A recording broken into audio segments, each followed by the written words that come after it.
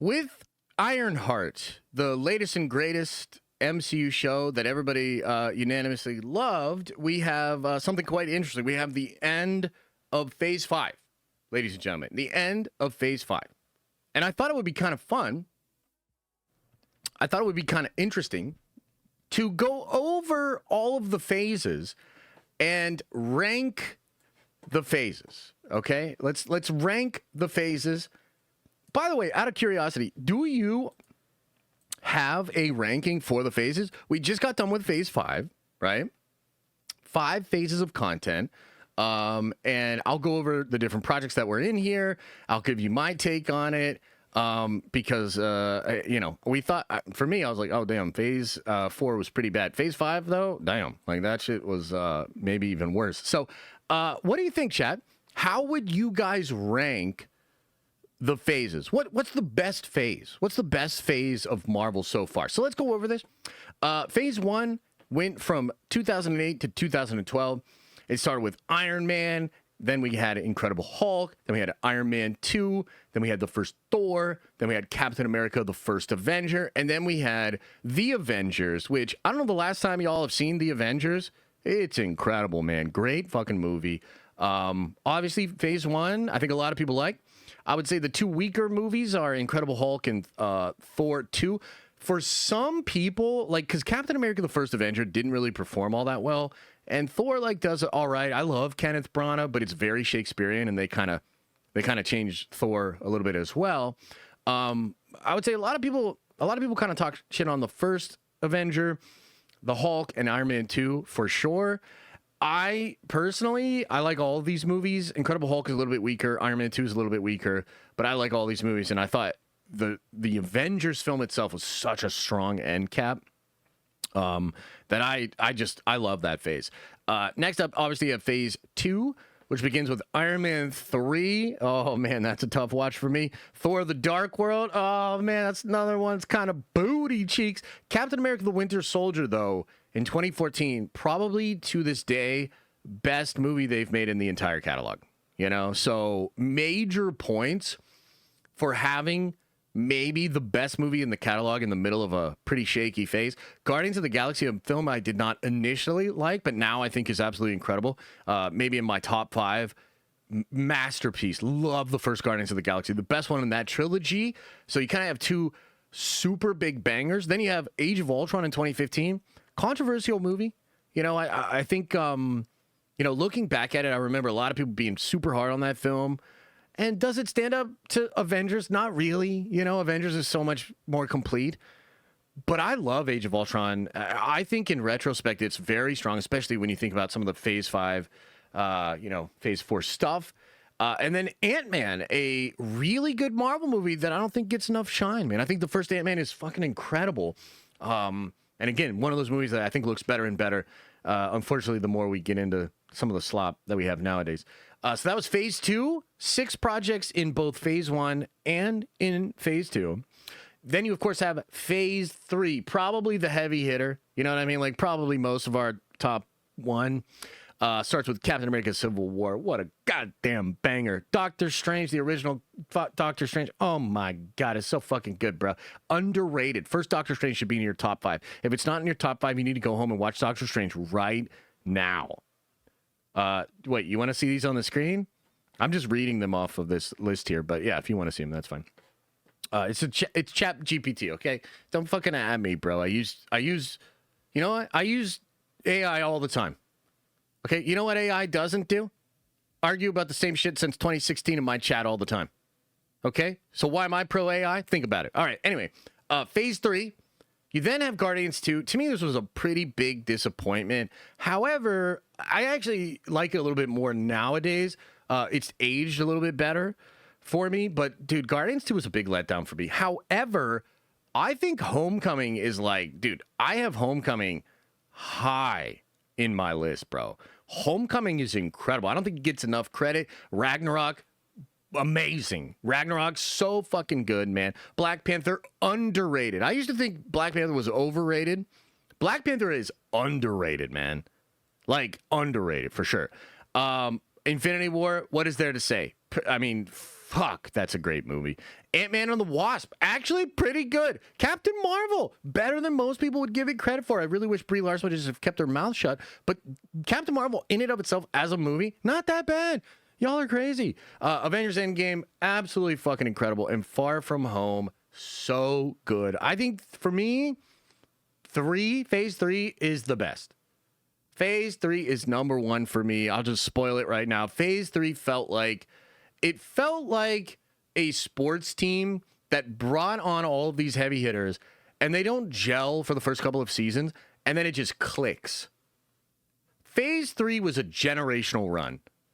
They were firing on all cylinders. Everybody was clicking. Everybody was having a good time. Phase 3 was like the 92 Bulls, the Dolphins in 78 or whatever. Like, Phase 3, if you don't have Phase 3 at the top, man, I just don't know. Okay, now let's talk Phase 4. Now, another thing I want to point out here, so you have 6 projects in Phase 1, you have 6 projects in Phase 2, you have 11 projects in Phase 3. Okay, so it starts to ramp up. During their best shit, it starts to ramp up. Twinks Riders, hey brother, look, I will watch that if you can link me or link somebody on the Discord the actual trailer that has English subtitles. I will absolutely watch the first glimpse thing. You know what I mean? I like fantasy. I like Indian mysticism. I'm all in. Phase 4, we have 10 Disney Plus shows and 7 movies. And this is obviously when shit starts to go bad. Okay, but how bad was it really? Let's go through the projects. You have Black Widow, terrible. Shang-Chi and the Legend of the Ten Rings, amazing. Eternals, real fucking mixed. Real mixed. Spider-Man No Way Home, masterpiece. People are wrong. People treat Spider-Man No Way Home the way that we're now treating Deadpool and Wolverine. That's way fucking unfair, dude. No Way Home has so much more care for the arc of Peter Parker and his actual development than Deadpool and Wolverine. Like, it's not even close. Not even close. Doctor Strange: The Multiverse of Madness, incredible movie. I used to say masterpiece, not quite a masterpiece, but I love Multiverse of Madness. Multiverse of Madness is a movie to me that actually pissed off all the culture war people. So a bunch of people that were culture war on the right were all mad because of the whammon, and yet a bunch of people that were culture war left were mad because they didn't feel like the Wanda character was given the right care. And I just wanted to tell you, whenever you make something that both sides of the culture war are upset about, you're right, they're wrong. That movie's fucking incredible, dude. And I think it's a lot more nuanced and even-handed than a lot of people give it credit for. Great fucking movie. Almost made $1 billion without China, by the way. Love and Thunder. Oh my God, it's so fucking bad, dude. Holy shit. Love and Thunder is absolute trash.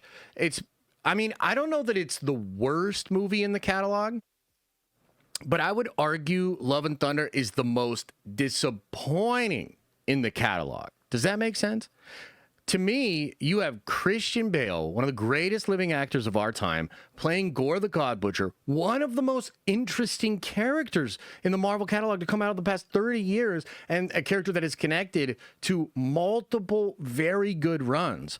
You know, I think on top of that, man, you know, speaking of the whole culture war thing, because you guys just won't let it the fuck go, I thought this would have been a great opportunity to take something that was done very, let's say, mixed in the comics and do it in a much better way. Oh, look, all new, all different Marvel sucked balls and didn't sell well, okay? But I always thought that maybe Marvel Studios could take those concepts and ideas and literally do them better. Because to me, I don't think the problem with those ideas are like the inherent nature of wanting a female Thor or like wanting Jane Foster to get some shine, doing something complex there. Like, I've never been that guy that's like woke equal bad. I think you can do something woke and it's really fucking good, like Jessica Jones season 1, right? So to me, when I look at Love and Thunder, I saw the potential for because I was hoping at the time, frankly, that they'd handle it in such a way that it would sort of quiet that conversation and allow everybody to come together and just enjoy it. And they did like the opposite of that. They actually made it so Like, I think it's so silly and so safe that it just ends up feeling like complete, total goobly glob. I think Love and Thunder is the most disappointing in the entire catalog. Then you have Wakanda Forever, which I would say, like, there's two things going on here for me with Wakanda Forever. On the one hand, it's actually competently made, and it's like doing what it wants to do. Like, the film's really sure of itself, and in that sense, I think it's actually competent. It's far more competent than like Love and Thunder. It's more competent than the Eternals. It's more competent than Black Widow. Coogler is a very competent filmmaker. However, the problem for me is, like, there's just some considerations here that hold it back. I've watched it once. I will never watch it again. I will never watch it again. And I just can't. I can't engage with the trauma of Chad's actual death, being put into this universe, no T'Challa. I just can't fuck with it. On top of that, don't really like the weird stuff they were doing with Namor and Shuri. Don't love how his mom gets killed as well. So I can, like, give it its flowers, recognize it as a competent movie, and also just kind of reject it as a fan. Like, I just can't fuck with it. So, yeah, not really feeling it. And on top of that, as all of those movies were coming out, we had all these shows, right? And so it's kind of like a new thing as compared to all the other phases, right? So you have WandaVision, really good show, terrible ending, I thought. Terrible ending. Falcon and the Winter Soldier, terrible show. Loki season 1, absolutely fucking incredible. What If, really good, but a mixed bag. Hawkeye starts strong and then dissolves into total goobly glob. And that's the same thing that happens in Moon Knight. That's the same thing that happens with Ms. Marvel. That's the same thing that happens with She-Hulk. That's the same thing that happens with Werewolf by Night. And I also just want to say that there's a whole bunch of people that are like, because we just had this fucking argument in the Discord, you know, like, look, I'm a peaceful Pollock, man. Like, I'm all the fucking Zen vibes, and like, we're just chilling and keeping it moving. But there was a member of the community, I know you're here now, that was sort of trying to act like, I have no idea why people are concerned about a girl boss Sue. Well, allow me to just point out that in the year 2021 all the way to the year of 2022, you had 9 projects, right, where Loki, have a female Loki that's way more capable and badass than Loki. In the What If show, you have Peggy Carter.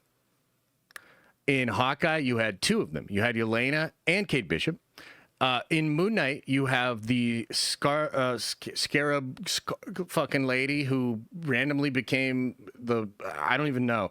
So goddamn ridiculous. Miss Marvel, actually the one that's probably the most acceptable. And probably the best one. And then you had She-Hulk. Bruce, I know you tried to kill yourself. You're the only Avenger that is on record talking about their Suicide Squad. I know that you're my cousin, and I know you were abused as a boy. But guess what? I am whamming. I'm better than you. So, you know, and then Werewolf by Night. Frankly, you get a little bit of that energy in Werewolf by Night, too. So I'm just pointing out that it's possible... Kaylin, it's possible, brother, that maybe some folks actually do have a reason to be concerned about Sue in the Fantastic Four. That's all I'm saying. You know what I mean? Like, that's all I'm saying. I'm not trying to call Kaylin J out, you know what I mean, or anything like that. But yeah. Okay, so then you have Werewolf by Night, Guardians of the Galaxy special. So let's go in reverse order here. The Guardians of the Galaxy holiday special is incredible. It's one of my favorite things that Gunn has ever done. I watch it every holiday since. I think it's awesome, dude. I think he fucking nailed it. I don't even understand how he did it, but it's so good. Werewolf by Night is actually incredible. I love Werewolf by Night, but it's just so unfulfilled. I mean, where are they? 2022? Okay. She-Hulk, terrible. Miss Marvel, not bad, falls apart. Moon Knight, not bad, falls apart. Hawkeye, not bad, falls apart. Same thing with all those other ones. So pretty mixed bag here, okay? Now let's talk about Phase 5. You know, the one that just ended with Ironheart, which we all love.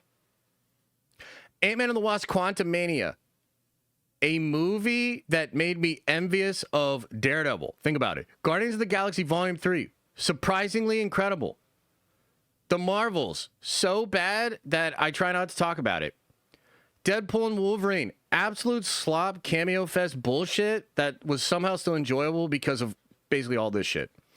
Captain America, Brave New World, worse than Quantumania. Thunderbolts, one of the best movies Marvel has made ever that nobody went to see.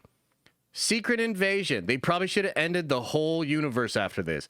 Loki season 2, 4 episodes of like, okay, followed by Waldron's original ending that's executed pretty well.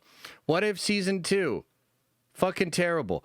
Echo, surprisingly good until it becomes the worst finale I've ever seen in my life. I felt stupid and ashamed after I watched that episode. X-Men 97, the best thing they've made probably since Winter Soldier.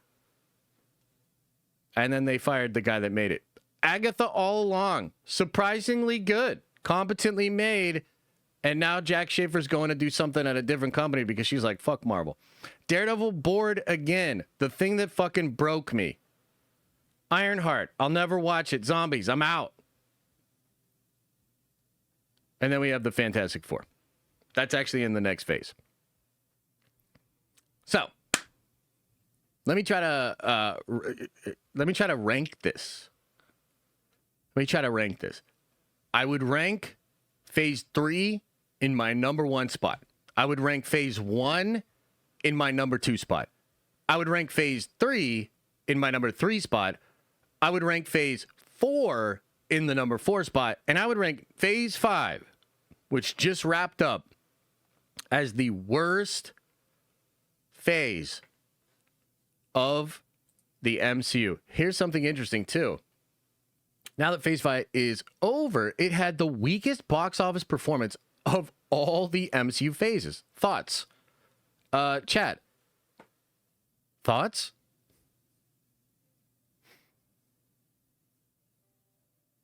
I think you said Phase 3 twice. Oh, okay. So Phase 3 is number 1. Phase 1 is number 2. Phase 2 is number 3. Phase 4 is 4, and 5 is 5. Yeah. Yes, Fantastic Four is the start of Phase 6. Absolutely, yeah.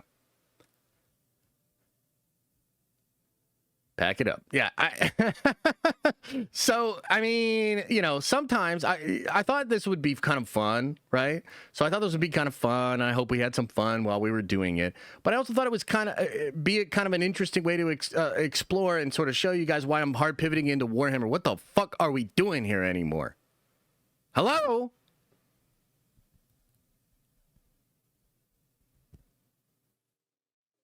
Anyway, The hope is that Phase 6 will be a lot better and we'll start to do... Hopefully Phase 6 is not ranked number 6, dude. It can't be. It can't be. We gotta do better. Yeah. Thanks for watching, and if you like this clip, smash a like on the actual video and subscribe to this channel. That way more of these clips get into your feed. I've also linked the full episode below if you want to check out the entire thing, including the Q&A we do with fans. You can also watch this show live. We do it live Monday through Friday at 11 a.m. Eastern Time. And you can also find all of my content, including the videos I put on my main YouTube channel, on the podcast feed.